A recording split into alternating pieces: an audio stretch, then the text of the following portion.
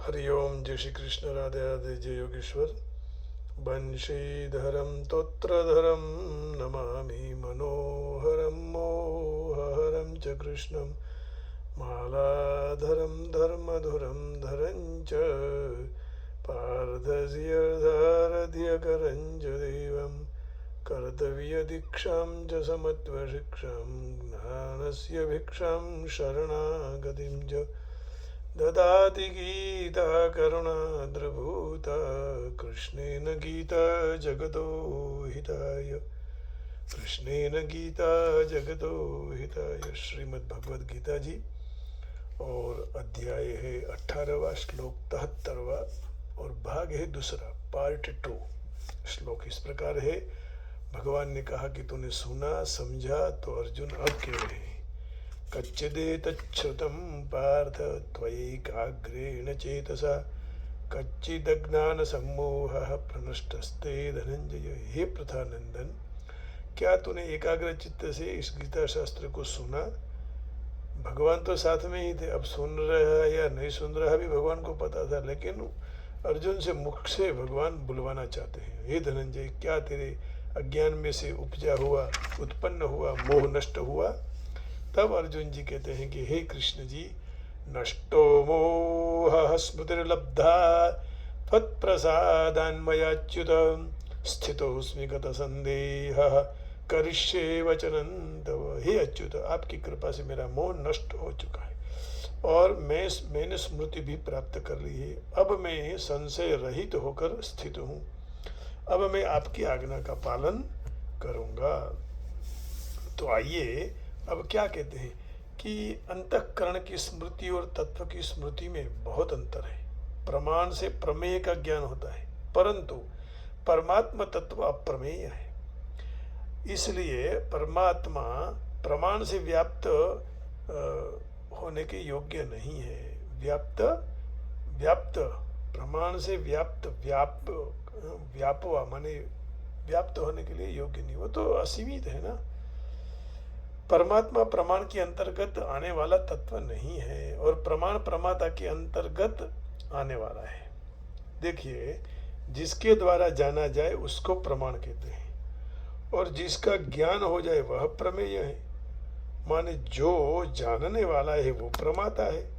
तो इंद्रियां और अंतःकरण प्रमाण है और संसार प्रमेय है और स्वयं चेतन परमात्मा प्रमाता है।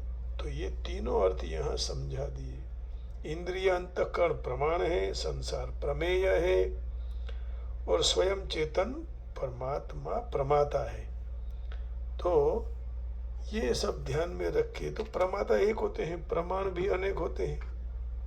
प्रमाण की बाबत में कई प्रत्यक्ष अनुमान है, आगम और आगम। प्रत्यक्ष, अनुमान और आगम, तीन प्रमाण है ना।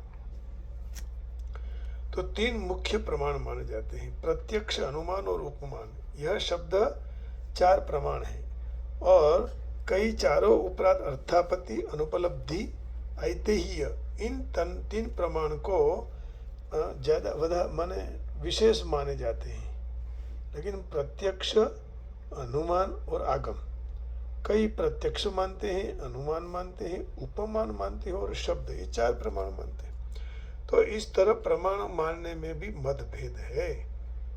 तो परंतु प्रमाता के विषय में कोई मतभेद नहीं। और प्रमाता कौन है? स्वयं चेतन ईश्वर है।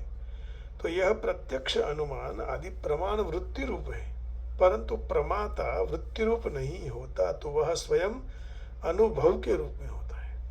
ऐसे स्मृति शब्द की जहाँ व्याख्या की है वहाँ उनके लक्षण बताए हैं। योग दर्शन में अनुभूत विषया संप्रोषः स्मृति, अनुभूत विषया संप्रमोषः स्मृति। अनुभूत विषय का नहीं छुपाना माने प्रकट हो जाना, वही तो स्मृति है। संस्कार मात्र जन्यम ज्ञानम स्मृति ही, ये तर्क संग्रह है ना। संस्कार मात्र से उत्पन्न हुआ जो ज्ञान है उसको स्मृति कहते हैं। तो इस स्मृति अंतःकरण की एक वृत्ति है। इस वृत्ति प्रमाण, विपर्य, मिथ्या ज्ञान, विकल्प, निद्रा और स्मृति 5 प्रकार की होती है। तो हर एक प्रकार की वृत्ति के दो भेद होते हैं, क्लिष्ट और अक्लिष्ट।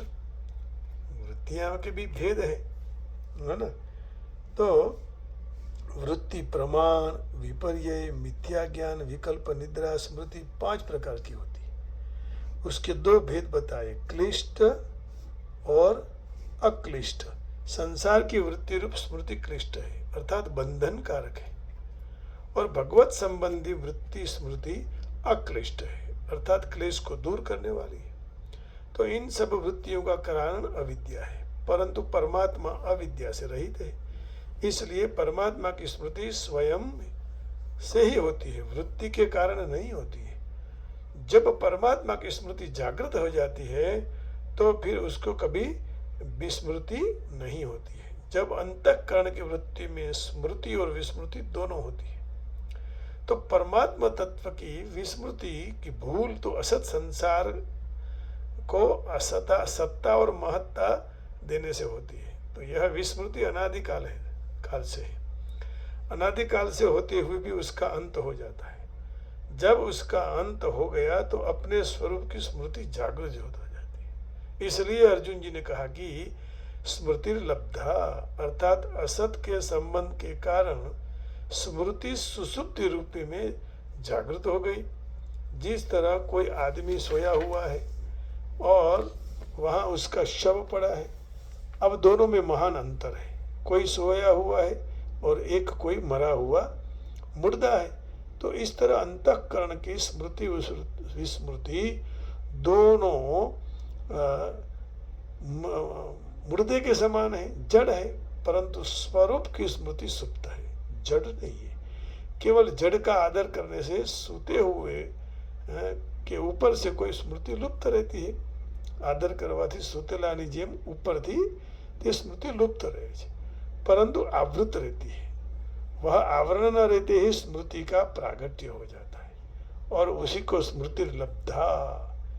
नष्टो मोह स्मृतिर्लब्धा तत्प्रसादान्मयाच्युत स्थितोस्मि गत संदेह करिष्ये वचनम तव। तो पहले से ही तत्व मौजूद है और उसका प्रकट होना ही स्मृति कहा जाता है, और उसका आवरण हटने का नाम है लब्धा। आपकी कृपा से, आपके आशीर्वाद से मुझे स्मृति लब्ध हो गई। तत्प्रसादान मया च्युत, ऐसा कहा न। नष्टो मोह स्मृति लब्धा। साधकों की रुचि के अनुसार जो स्मृति के 3 भेद हो जाते हैं, कर्मयोग, निष्काम भाव की स्मृति और ज्ञान योग, अर्थात स्वरूप की स्मृति। भक्ति ज्ञान योग अर्थात अपने स्वरूप की स्मृति है ना, और भक्ति योग अर्थात भगवान संबंधी स्मृति। तो इस तरह से तीनों योगों की स्मृति जागृत हो जाती है। कर्म योग अर्थात निष्काम भाव की स्मृति, ज्ञान योग अर्थात अपने स्वरूप की स्मृति, और भक्ति योग अर्थात भगवान संबंधी स्मृति। तो इस तरह तीनों योगों की स्मृति जागृत हो जाती है, क्योंकि तीनों योग स्वतः सिद्ध है, नित्य है। इन 3 योग जब वृत्ति के विषय होते हैं तब साधन कहे जाते हैं, परंतु स्वरूप से तीनों नित्य हैं, इसलिए नित्य की प्राप्ति को स्मृति कहते हैं। तात्पर्य यही हुआ कि साधनों की विस्मृति हो गई तो अभाव नहीं हुआ है। नित्य की प्राप्ति को स्मृति कहते हैं। असत संसार के पदार्थों को आदर देने से, अर्थात उनको सत्ता या महत्ता देने से राग पैदा होता है। राग संसार के साथ है और अनुराग ईश्वर के साथ है। तो कर्मयोग की स्मृति आवरण है। असत पदार्थों के संबंध से अपने स्वरूप की विमुखता हो गई, अर्थात अज्ञान हुआ। यह ज्ञान योग की स्मृति है। अपना स्वरूप साक्षात परमात्मा का अंश है, और परमात्मा से विमुख होकर संसार से सम्मुख हो गया, जिनसे संसार में आसक्ति हो गई। तो आसक्ति से प्रेम ढक गया, माने भक्ति योग की विस्मृति हो गई। तो स्वरूप की विस्मृति अर्थात विमुखता का नाश होना ही स्मृति है, और स्मृति का प्राप्त होना ही अप्राप्त का प्राप्त होना है। तो स्वरूप की स्थिति अर्थात विमुखता का नाश होना ही स्मृति है, और स्मृति का प्राप्त होना अप्राप्त का प्राप्त होना। परंतु नित्य प्राप्त का प्राप्त होना, नित्य स्वरूप की प्राप्ति होने के बाद विस्मृति होने का संभव नहीं है, क्योंकि स्वरूप में कभी परिवर्तन नहीं आता है। वह तो सदा निर्विकार है, एक रस है, परंतु वृत्ति रूप स्मृति की विस्मृति हो सकती है, क्योंकि वह प्रकृति का कार्य होने से परिवर्तनशील है। संसार परिवर्तनशील है, चैतन्य परिवर्तनशील नहीं है, वह सदा सर्वथा सर्वत्र है, एज इज इट, कोई परिवर्तन नहीं। तो इनका तात्पर्य यही हुआ कि संसार और शरीर के साथ अपने स्वरूप को संलग्न समझना स्मृति है।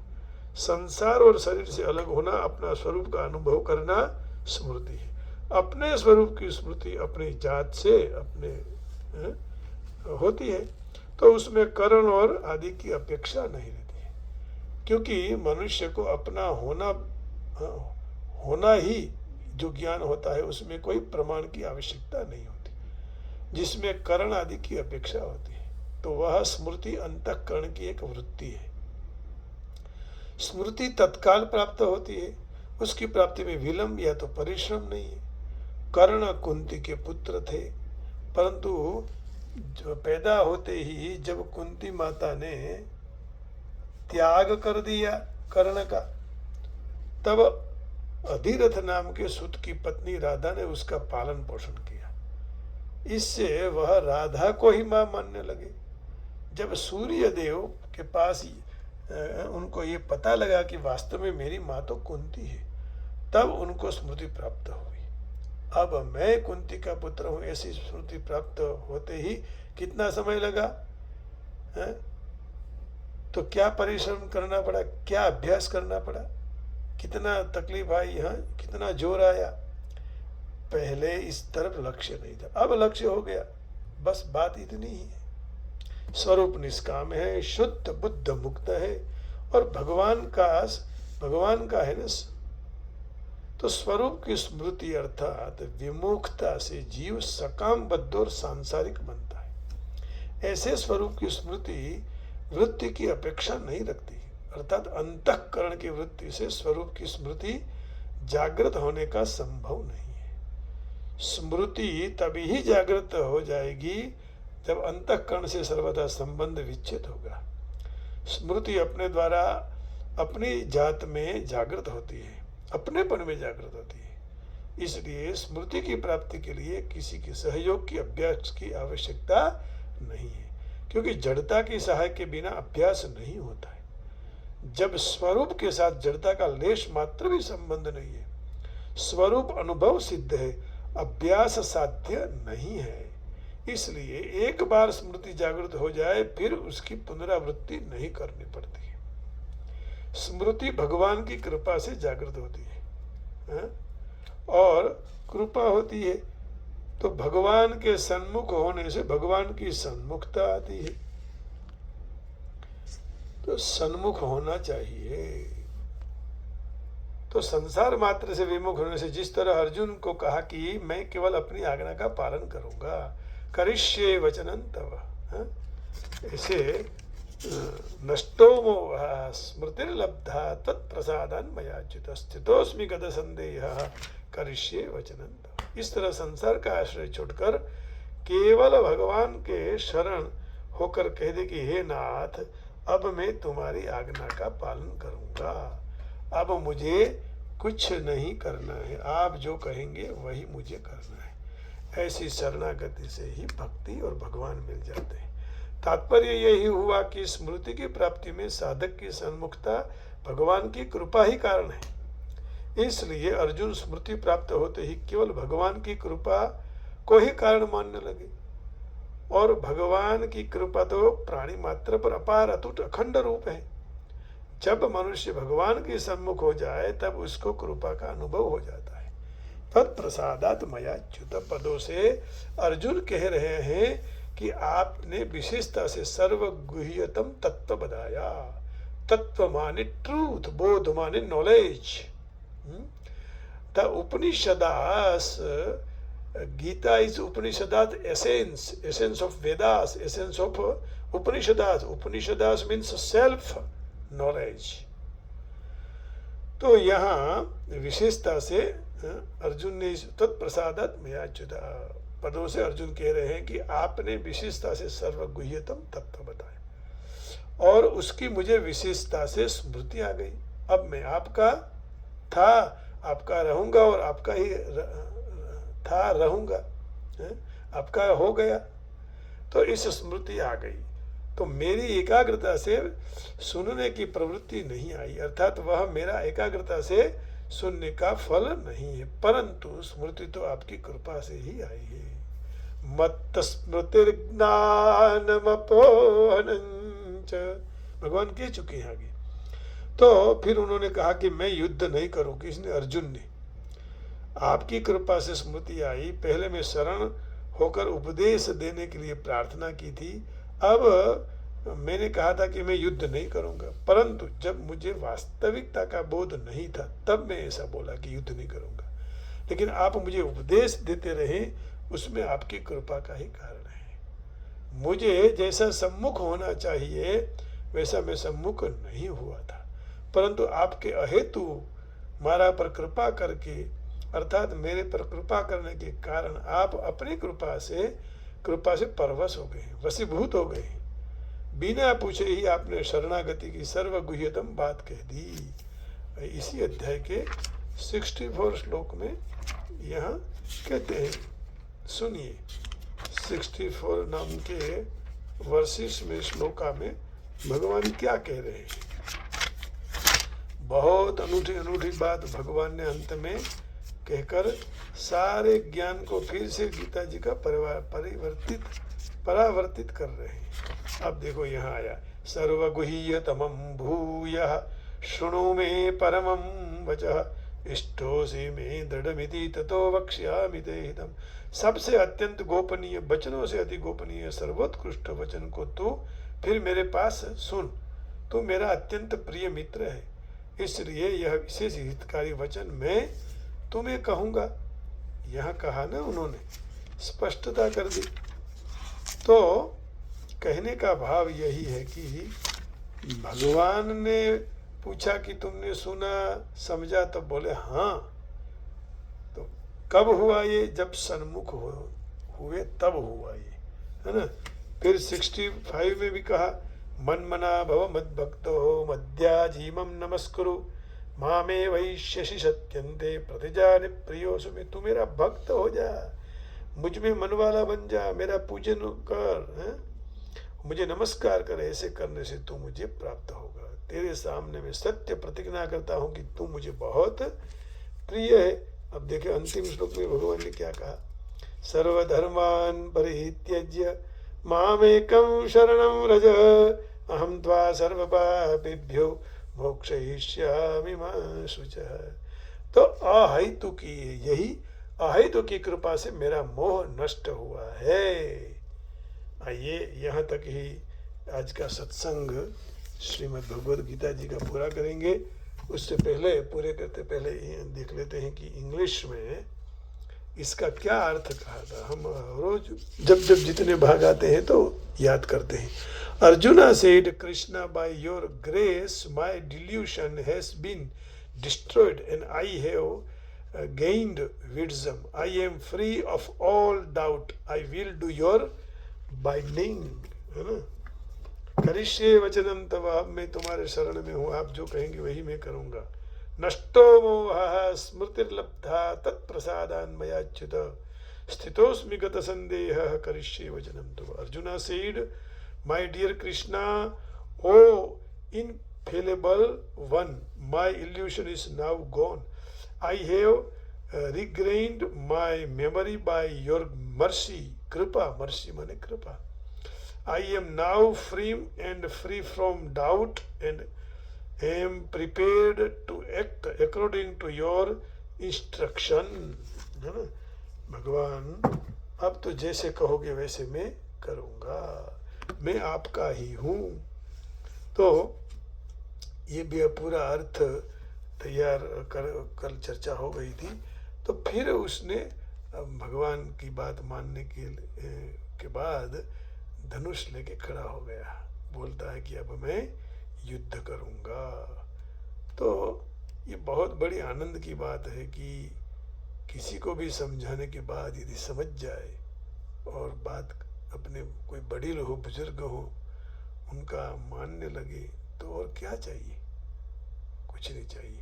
हमें तो केवल यही करना है कि हम काल कब आ जाए उससे पहले भगवान का भजन कर ले बस।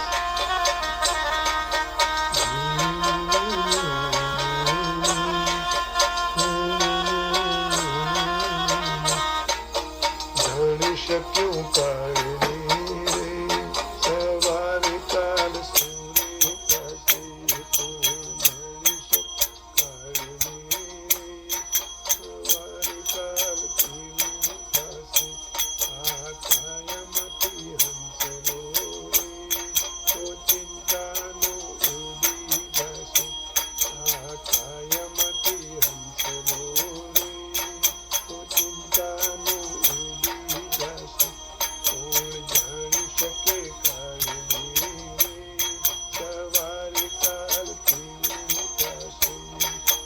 राम राम राम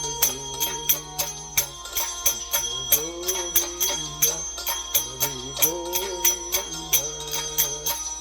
गोविंदा हरि गोविंदा, गोविंदा हरि गोविंदा, गोविंदा गोविंदा गोविंदा हरि गोविंदा, गोविंदा गोविंदा। मोटा बंगला रे मोटर ने गाड़ी वाली, मारा मोटा मोटा बंगला रे मोटर ने गाड़ी वाली, बड़ी माया मुड़ी मेरी खाली हाथे जाऊं परसों, बड़ी माया मुड़ी मेरी खाली हाथे जाऊं परसों, कोई जान सके काल मेरे सवार काल सूर्य कासे, कोई जान सके काल मेरे सवार काल पीऊ कासे। गोविंदा गोविंदा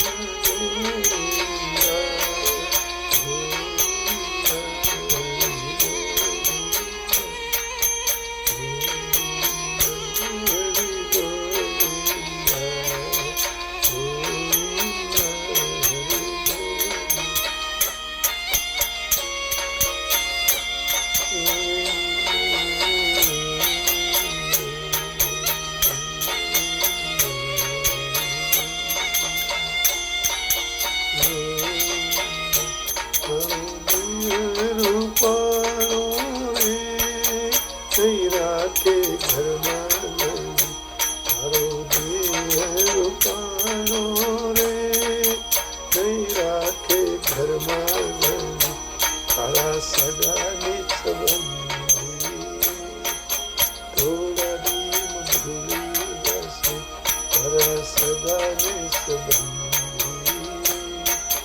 थोड़ा दीन भूली बसे, कोई जान सके काल मेरे सवार काल पीऊ कासे, कोई जान सके काल मेरे सवार काल पीऊ कासे। गोविंदा हरि गोविंदा, गोविंदा हरि गोविंदा, गोविंदा गोविंदा गोविंदा गोविंदा गोविंदा गोविंदा हरि गोविंदा, हरि साची खोटी वाणी रे वाणी जगमा काय, साची खोटी वाणी रे वाणिया जगमा तारो पंथियानो महारो रे पर्वतमा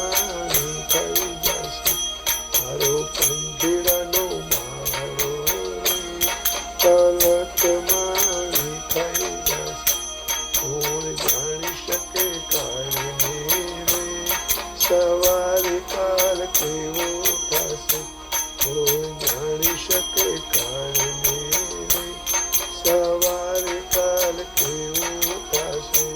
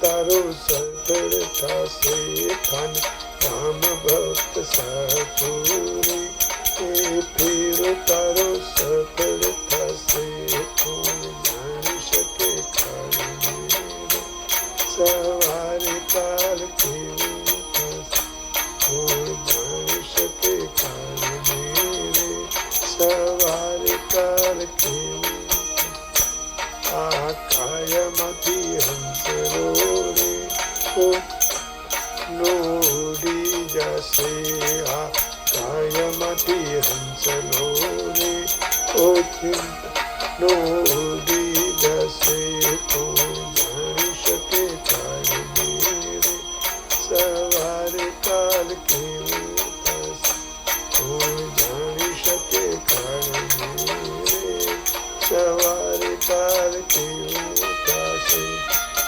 ગોવિંદા ગોવિંદા હરિ ગોવિંદા ગોવિંદા ગોવિંદા ગોવિંदा।